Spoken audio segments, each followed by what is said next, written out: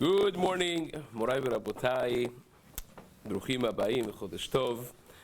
We are continuing on Masechet Succah, and we are on the bottom of the Lamed Gimel Amud Bet. We basically finished the Amud. We're going to go back to the 4 lines up to the words, the beginning words of the Gemara. Today's Amud is being learned as a Zchut Refuah Shelema for Rachel Simcha Bat Nahid.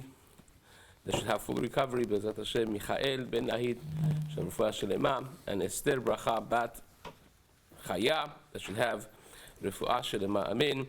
The Amud has also been dedicated for Ilui Neshama of Rachel Yafa Bat Netanel. There should be an aliyah for her Neshama. This month's learning of the community has been dedicated by the Shei family, Dayan family, and Cohen families. It should be an ultimate zchut for all their mishpachot, Amen.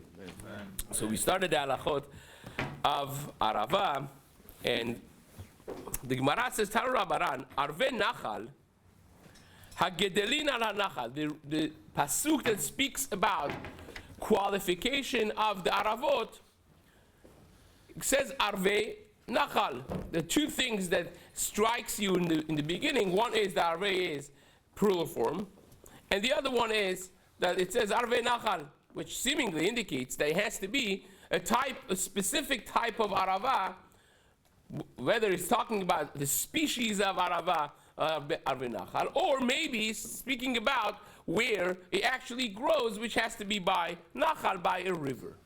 So the Gemara explains this, indicating Arve Nachal, Gedelin ala Nachal. It means a type of willow tree that grows by the river, Davar Acher, or Arve Nachal, she'aleh shela mashuch kenachal. Not only where it grows, but there are different types of Arava, as we'll see momentarily. There are types of Arava that their leaves are not smooth, or they're not straight and long, but they are narrow, but they are round, and they're fat, and they are serrated, and so on and so forth. This is meshuchim kanachal. They are long, they are narrow, they are straight. That is the defining characteristics of the leaves of Aravot.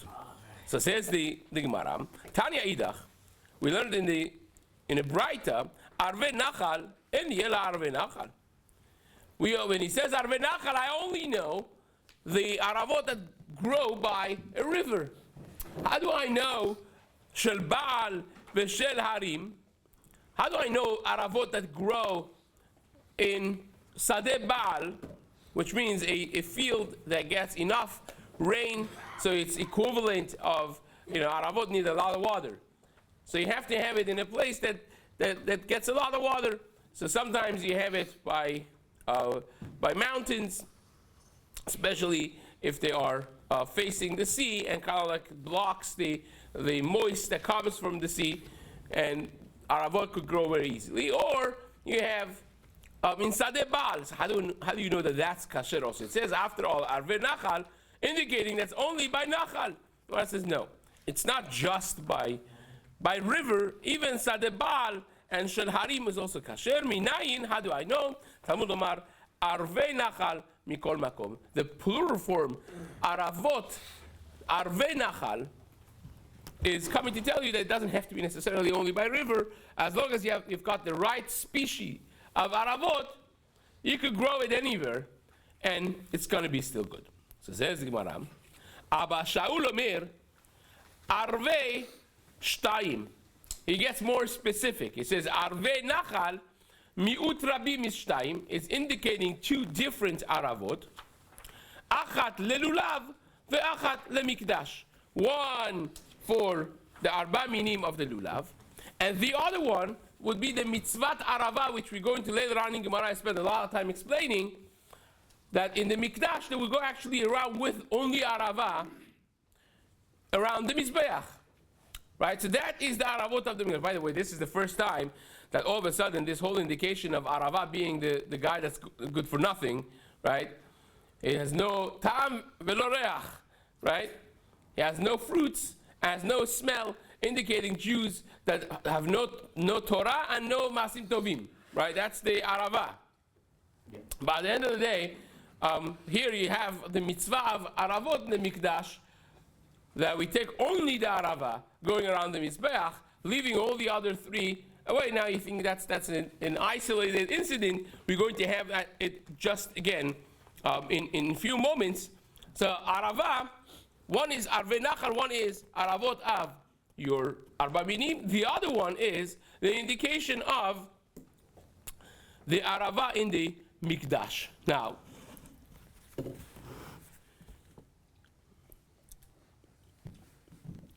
says the Gemara, "V'rabanan lemikdash minalu." How do Chachamim know actually source for the aravot of the mikdash? Because they just learned, not like Abba Shaul, they learned that the arve nachal is coming to teach you halacha that shel baal v'shel harim is kasher. So they don't have that diuk of aravot, arve nachal being plural form. They don't have that open to be used for aravot of the mikdash. So how do they know Arava of the Mikdash? Hilchata gemirihu. They learned it halacha Moshe Misinai. This is halacha Moshe Misinai that they have to be bringing the Aravot. So says the Gemara, this is something very interesting. The Amar Rabbi Asi Amar Rabbi Yochanan. Rabbi Asi said in the name of his Rabbi Rabbi Yochanan, Eser netiot, Arava v'nisu chamayim, halacha leMoshe Misinai. These are three items that are halacha Moshe Misinai. Eser netiot, which is again Rashi explains this at length over here. These are halachot regarding shvi'it, of how you have different plants in a bet se'ah, in a certain area, a certain space, and how scattered and spread away there are these netiot, these plantations, and he makes an afkamina in the halachot of Zraim. So says the Gemara, Eser netiot is one, Arava of Bet HaMikdash is another one, and Nisuch HaMayim is another one. Nisuch HaMayim is the korban that they would have on Chag HaSukkot. So those two maybe they are related, the Arava and Nisuch HaMayim. Generally speaking, during the course of the year, they would have Nisuch HaYayin. When you bring certain korbanot, you also, in addition, part of the korban that's brought is pouring wine on the Mizbeach, which, by the way, this was adopted from Klal Yisrael to other services, and unfortunately deities of Avodah Zarah, hence Yain Nesech. Yain Nesech, which means a yain that they poured it in front of Avodah Zarah. It was considered a way of respecting, of serving Avodah Zarah as well, but it really came from here. That was Nisuch HaYayin. Once a year, one period of time, a year, they had, instead of wine, water. They would pour water on the Mizbeach, and that was a Chag HaSukkot. It was a whole production.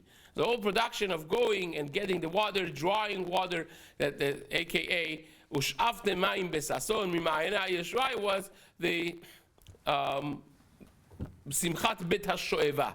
Right, they would go and draw this special water from this special place and come and bring and put it on the Mizbeach. The whole Chol HaMoed of Chag HaSukkot was tremendous simcha. Simchat B'Yeshua was every single night of Chol HaMoed, and that was this Ush'avte Mayim Besason Mimayena Yeshua. That halachot of Nisuch HaMayim, which again later on in the Gemara we're going to discuss this at length. That is also halacha leMoshe Misinai. So these three things. The three things are Eser Netiot, regarding Hilchot of Shvit, Zraim, and Lulav, which is the lulav that they would take in the Bet HaMikdash, not the lulav, the arava that they would take in the Bet HaMikdash, not the arava of your lulav, of your arba minim, and the Nisuch HaMayim. These three are halacha. What's the connection of these three? Nothing. Now obviously you may have deeper connections of Kabbalistic things, but Al Pi Pshat, says Rashi over here, they have nothing to do with each other. Rashi says something that is actually this should be a Shas Rashi, right? It's one of the backgrounds that is important to know.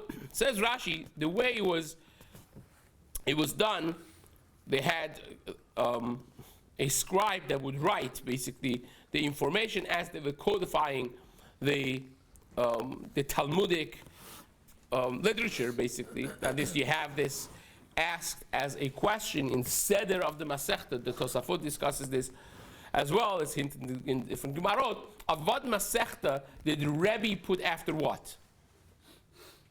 What's the order of the Masechtot? Why do you have it the way we have it? Now obviously you could say that Baba Kama, Baba Metzia, Baba Batra, those are three babot that talk about the monetary laws, and they really were one Masechta with 30 prakim, right? It's called Masechet Nezikin, right? But because it was too long, it was broken down to 3 different categories and 3 different Masechtas. That's what we call it Baba Kama, which means the first chapter, Baba Metzia, the middle chapter or chapters, and Baba Batra, the last chapters, right? So that's broken. But why about Makot, Sanhedrin, or Shabbat, Eruvin, all those orders of Masechtas, the orders that were done in the yeshiva, and they were codified in that order. It makes a big difference, because if something was said before and then something was said after, you could sometimes clarify certain questions of what was not simple before and became simple after, right? If you have a machloket v'achar kach stam, if you have a machloket brought in the Mishnah, and then afterwards Rebbe said it's stam Mishnah, according to one of those 2 shitot. So if the chronology is first was machloket, then was stam, so you know that he made his mind. He's telling you that that's the halakha. But if it was stam v'achar kach machloket, if first was one shita only mentioned, and then afterwards there is a debate mentioned in the Mishnah without any clear hachra and psak, so then that will obviously be different. So it's important to know the chronology of what happened exactly in codification of the Mishnah and the Gemara. So Rashi here says something very interesting. Let's read the Rashi together. So Hilcheta Halakha Moshe Misinai, Elu Shlosha, these 3, Nish'alu bebet HaMidrash minayin lahem. They were asked in the Bet Midrash, how do you know? How do you know Eser Netiot? How do you know Nisuch HaMayim? How do you know the halakha of Aravot in the Mikdash? V'heshivu sh'halakha l'Moshe Misinai b'hem. Then they answered in the Bet Midrash that these are all halakha Moshe Misinai. V'shama hashomea v'gerasam keseder sheshema'am. And he heard it, the one that was the scribe codifying the Talmudic law over here. He heard them and he codified them keseder sheshema'am, the way he heard them. V'chen shiurin Chatzitzin umechitzin. This is no news to us. This is familiar.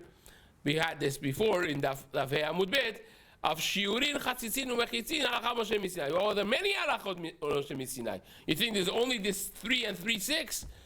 There are many halachot that are halakha Moshe Misinai. So why do we have shiurin chatzitzin umechitzin halakha Moshe Misinai? Why didn't while you were at it in Daf Hey, you should have said shiurin, chatzitzin, umechitzin, ve'arava, and nisuch hamayim, and eser netiot, and then the rest of the list of halakha Moshe Misinai. Why do you choose those 3? The answer is simple, says Rashi. He heard it, shama hashomea v'gerasam keseder, and here also by shiurin, chatzitzin, umechitzin, shema'an hashomea v'sidran keseder sheshema'an, the order that he heard them.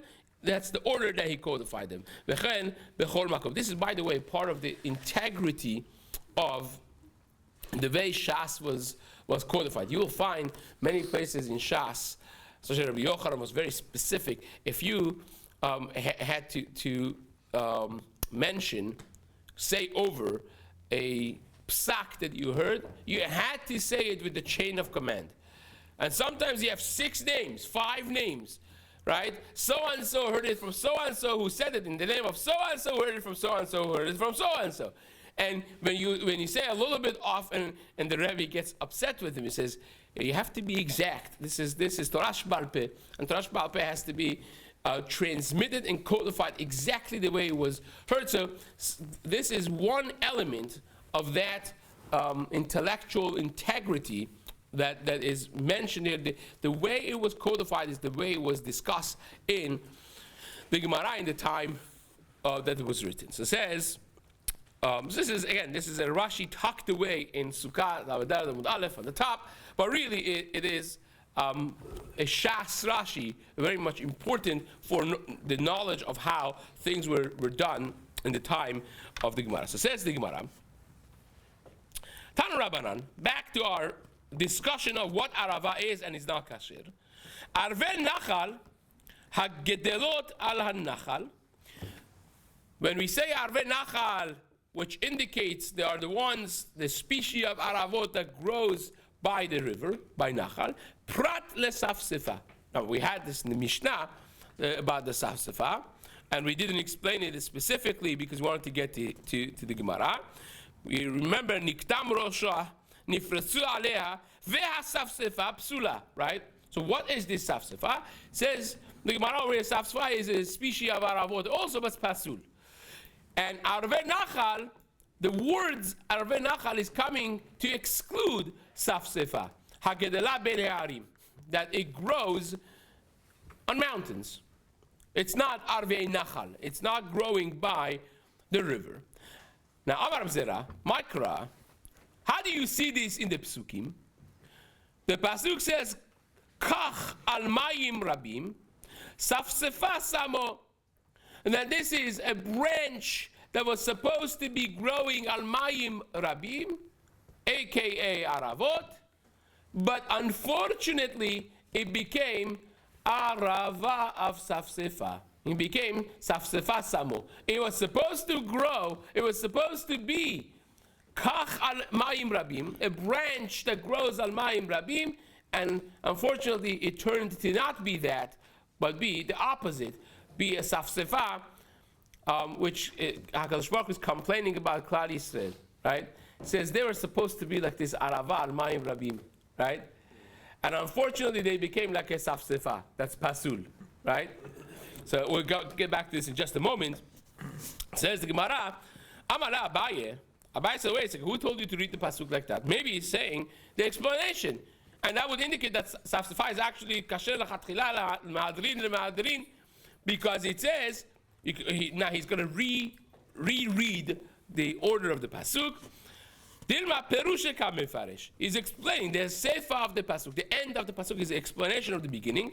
Kach al mayim rabim, the branch that's supposed to be al mayim rabim. You know what it is? Umayni safsefa. You want to know what's the kach al mayim rabim? What's the branch that grows on al mayim rabim? It is safsefa, right? Alternative read.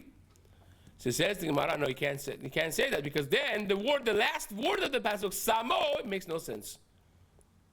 If you want to say that that's the explanation, you have to say kach al mayim rabim safsefa. The samo, it doesn't belong, it doesn't read, you can't explain it. So therefore, obviously, the punctuation of the pasuk has to be kach al mayim rabim, kama safsefa samo. Unfortunately, it became safsefa when it was supposed to be kach al mayim rabim. Imken mai samo. So therefore, that Gemara leaves it as that. That's a kasha. Abaye's thing was thrown out. Now, the Gemara says, Amar bi'abahu, Amar HaKadosh Baruch Hu. This is explaining now the pasuk. Amar HaKadosh Baruch Hu, Ani amarti sheyu Yisrael lefanai kekach al mayim rabim. I said that the Jews should be in front of me like a arava. Arava is the most beautiful. They should be like a arava al mayim rabim. Umayniu arava. But what did they do actually? Vehen samu atzman kesafsefa shebeharim. And they put themselves like a safsefa shebeharim. Now, this is a second place that you see that arava all of a sudden is something that HaKadosh Baruch Hu is wishing for. So I want all the Jews to be like arava. I wanted the Jewish nation to be like arava, and unfortunately they made themselves like saf. So obviously, if you want to agadically talk about this, it will be simply put something al mayim rabim is like David HaMelech says in Tehillim, right? That it is like a etz shatul al palge mayim asher piryo iten beito va'aleu lo yibol. Right? It's the very beginning of Tehillim. David HaMelech says that tzadikim are like etz shatul al palge mayim, like a tree that it is planted by the water. And what does that give you? That gives you asher. It gives you that it has deep roots, right? And aleu lo yibol. and the fruits of it, and even the leaves of it is not going to be shriveled, and it's going to be strong, right? So that is a person that is based on Torah, Mayim Rabim, right? The Torah is Mayim. The Torah is like water, that rain that waters the plantations. Tizal katal imrati, right? The Torah is like a rain, like water. The Torah is like water that goes down to the deeper places, indicating that Torah goes only with the humble people, humility, and so on. So that we know that Torah is water, right? So the shatul al palgemayim means a person that is planted by learning, planted by limud Torah, is in a place of Torah. Like Rabbi Yossi said, if you give me all the money in the world, any dar ela b'makom Torah, I'm not going to live anywhere else but a place that has Torah. You have that, then you have roots, you have fruits, and you have aleu lo yipol, a refreshed and strong tree that it has. Again, it's the fathers, the sons, the grandsons, the future. That is the, and it's not going to be moved by the winds and so on and so forth. That's arava. But again, this is another thing that you see, arava. We have to come back to this and explain why arava is so important. And once we add it, we'll have to have a rate bite on this. But the interesting thing is, in the shamayim have different levels as well, right? And the 7 shamayim, so to speak, the highest level of shamayim is called what? We sing it on Shabbat. Shochen baravot. Melech olamim, right? Aravot is the highest, Rocheb Baravot, right? Rocheb Baravot is the highest level of Shamayim, is called Arava. So now you really have to explain that this is not just some no good Jew that has no mitzvot and no Torah, but now it has to be explained. This is something Hashem desires all Klal Yisrael to be like the Aravot, which we have to explain. So it says the Gemara, let's first try to finish this this Mishnah, and then we'll hopefully come back to this inyan of Aravot. Ika de matnila lehaikra matnita. There is a bright that says this as well, basically the same thing. Kach al mayim rabim safsafasamo brings this pasuk matkifla Rabbi Zera. Rabbi Zera asked the question on this pasuk. V'dilma perush kam mefarish. Maybe it is explaining, the Sefer is the explanation of the Resha, just like I want to ask. The Kach al Mayim Rabim, this branch that grows al Mayim Rabim, what is it? My nihu is Safsefa. Im Ken, says the Gemara, my Samo. Same question that we asked on Abaye, it's Reb Zera in the Braita is asking it as well. Amar Rabbi Abahu, Amar HaKadosh Baruch Hu, Ani amarti sheyu Yisrael lefonai kekach al ma'im rabim. I really wanted the Jews to be like this branch that grows al ma'im rabim umayni hu arava. What is it? It's arava. Vehen samu atzman ki safsefa shebeharim. And unfortunately, they made themselves like a safsefa that's pasul, safsefa that doesn't grow on water but grows on the mountains. So says the Gemara, Tarabanan. What is the difference between arava and safsefa? Okay, we got it, we heard it. Safsefa is pasul, arava is kasher. Safsefa is in the harim, and arava is al hanachal, al ma'im rabim. So how do I know which one is which? When I look at them, what are the differences in appearance? So says the Gemara, arava kanesh la adom. A kasher arava, the branch is reddish. Right? If you look at the fresh branch of arava, the branch, the stem itself is reddish. It's not white. And the leaves are narrow and long and smooth. Upia chalak, and the edges of the leaves are straight. It's not serrated, it's not bent. It's straight. So says the Gemara, by Safsefa is exact opposite. Kaneshela lavan, the branches are white, are not red, the fresh branches. Ve'aleshela agol, and the leaves are not long and narrow, but they are wide and round. Upia domele magal, and the edges of the leaves are not smooth. They are like a magal. Right? That's like they're not a smooth thing. They're like a sickle. They're like a saw. They are serrated. Now, this becomes now important to understand, says the Gemara, because we have a braita that seems to say a little bit differently than this. So these are the three characteristics different in Safsefa than it is in the regular arava that's kasher. So says the Gemara now, V'hatanya domele magal kasher. We learned in Braita that domele magal is actually kasher. Now you're telling me that the alea domele magal by Safsefa and it's pasul. We learned in the Braita that domele magal is kasher. Domele meser in a masar is pasul. Only if it's like a saw is pasul, but magal, a sickle, is kasher. So Amar Abaye said, Ki tanya ayi bechilpa gila.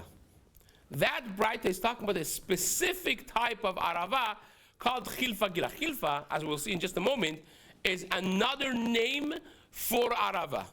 Another name for arava is chilfa.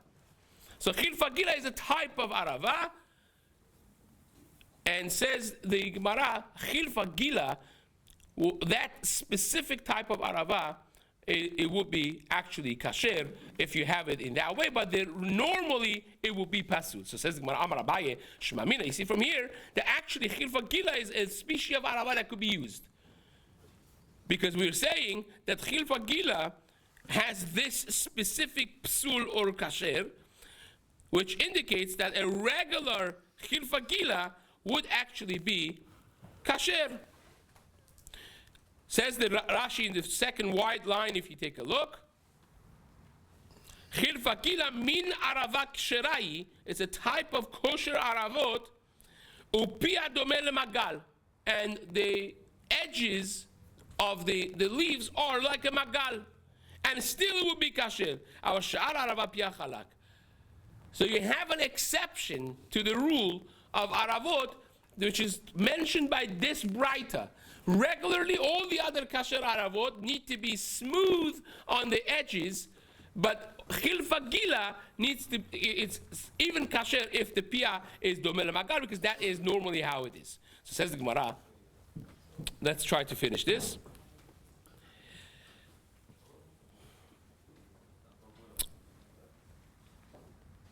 Amar Abaye, Shmamina, Hai Chilfa Gila Kasher Lo Shana Pshita. What's the chidush? It should be pashut. Ma'odete Mahoyed ve'it leshem levai lo nit kasher. We may think that because he has a addition name, it's Chilfa Gila, it's an arava of Gila, it should not be kasher. Kamash Malan, Kamash Malan, it's kasher. Wait a second. It's a good question. Why should it be kasher? It's not called arava. It's called Chilfa Gila. What it says. It is kasher. When he says arvei nachal, just like we had in the bottom of Lamed Gimel Amud Bet, is adding other types of aravot as well. Arvei nachal, different types of willows, and therefore it will be kasher so long as it passes the criteria of aravot. Amar Rav Chisda. There are three items that their name changed once the Beit HaMikdash was destroyed. It's very interesting. You see, these three items are exact opposites. They exchanged their names in each group. Says the Gemara, one of them, the first one is Chilfeta Arveta. What was called Chilfa, was now it's called Arava, and Arveta Chilfeta. And what was called Arava before, now is called Chilfa. So therefore, nowadays, after Churban, what's called Arveta is really Pasul, what's called Chilfa is Kasher. Because that's what we used to call Arava. It became exactly opposites. Lemay nafkamina. What's the halachic difference to know this? Says Gemara, the nafkamina is lelulav. We all know what Arava is Kasher for lulav, Chilfa is Kasher, not Arveta. The Gemara says the second item is Shipura Shofar, right?